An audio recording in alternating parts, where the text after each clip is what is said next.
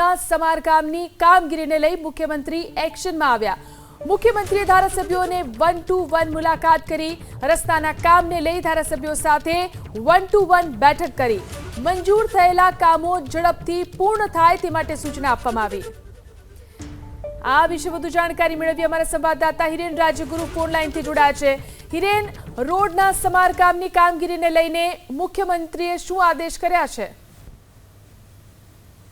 જીલન, ન માત્ર રોડના સમારકામ પરંતુ નવા રોડ બનાવવાની કામગીરી હોય કે રોડ ઉપરના બેઠો પુલ હોય કે પછી પુલ બનાવવાની કામગીરી હોય, આ તમામ પ્રકારના જે રોડ રસ્તાના કામો છે એ કામોને લઈ અને તેને પ્રાથમિકતા આપવા માટે થઈ અને જે ધારાસભ્યો આજે આ રોડ રસ્તાના કામ માટે આવ્યા હતા એ તમામ ધારાસભ્યો સાથે મુખ્યમંત્રી ભૂપેન્દ્ર પટેલે આજે 1-to-1 બેઠક કરી હતી। તમામની વાત સાંભળી હતી। તેઓ જે અરજી લઈને આવ્યા હતા એ અરજી તેમણે રાખી હતી। આ ઉપરાંત તુરંત જ માર્ગ અને મકાન વિભાગમાં આ અંગેની સૂચનાઓ આપી હતી। જે કામ અમુક કામ એવા પણ હતા કે જે અગાઉ મંજૂર થઈ ગયા હોય, જેની ડિઝાઇન બની ગઈ હોય પરંતુ કામ હજી શરૂ ના થયું હોય, આ પ્રકારની પણ કેટલીક રજૂઆતો ધારાસભ્યો તરફથી મળી હતી।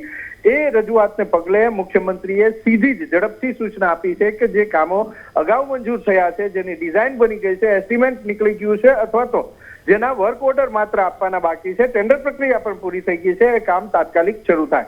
મુખ્યમંત્રી સાથેની મુલાકાત બાદ તુરંત વિભાગના અધિકારીઓ સાથે પણ મુલાકાત કરવાનું મુખ્યમંત્રીએ કહ્યું હતું ધારાસભ્યોને। એટલે એક બાદ એક ધારાસભ્ય મુખ્યમંત્રી સાથે પહેલા મુલાકાત કરતા હતા અને ત્યારબાદ અધિકારી સાથે પણ મુલાકાત કરતા હતા। આશય માત્ર ને માત્ર 1-to-1 બેઠક અને અધિકારી સાથેની મુલાકાતનો એ હતો કે જે કામો લઈ અને ધારાસભ્યો રોડ અને રસ્તાના કામો લઈને આવ્યા છે અને જે કામો માત્ર થોડા કામો માટે અટક્યા છે, એટલે કે વર્ક ઓર્ડર આપવાની વાત હોય એવી નાની બાબતને લઈને અટક્યા છે, એ ઝડપથી અને શક્ય હોય તો 2-3 દિવસની અંદર શરૂ થાય એ પ્રકારેની વાત મુખ્યમંત્રી તરફથી સૂચના પણ આપવામાં આવી છે અને એ રીતની બેઠક પણ આજે ચાલી હતી।